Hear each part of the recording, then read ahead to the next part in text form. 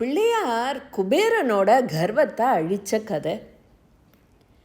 குபேரன் தன்கிட்ட அதிகமாக ஐஸ்வர்யம் இருக்குன்னு சொல்லிட்டு கைலாசத்தில் போய் சிவன் அவ குடும்பத்தையே விருந்துக்கு கூப்பிட்டார். அப்போது சிவபெருமான் சொன்னார், என் பிள்ளையை அனுப்பி வைக்கிறேன் அப்படின்னு சொல்லிட்டு பிள்ளையாரை அனுப்பி வச்சார். குபேரனோட விருந்து தொடங்கித்து. பிள்ளையாருக்கு ஒன்று ஒன்றா பரிமாற ஆரம்பித்தா. பிள்ளையார் சாப்பிட ஆரம்பித்தார். சாப்பிட்டார் சாப்பிட்டார் சாப்பிட்டார் சாப்பிட்டார் சாப்பிட்டுண்டே இருக்கார். குபேரனுக்கு ஒரு ஸ்டேஜுக்கு அப்புறம் என்ன பண்ணுறதுன்னு தெரியல. விருந்துக்கு கூப்பிட்டுட்டு சரியாக உபச்சாரம் பண்ணலேன்னா அப்புறம் தப்பாயிடும் இல்லையா? அதனால இன்னும் அதிகமாக ஃபுட்டெல்லாம் தயாரித்து பிள்ளையாருக்கு பரிமாற ஆரம்பித்தா. பிள்ளையாருக்கு பசியே அடங்கலை, சாப்பிட்டுண்டே இருக்கார். குபேரனோட கர்வம் அடங்கித்து.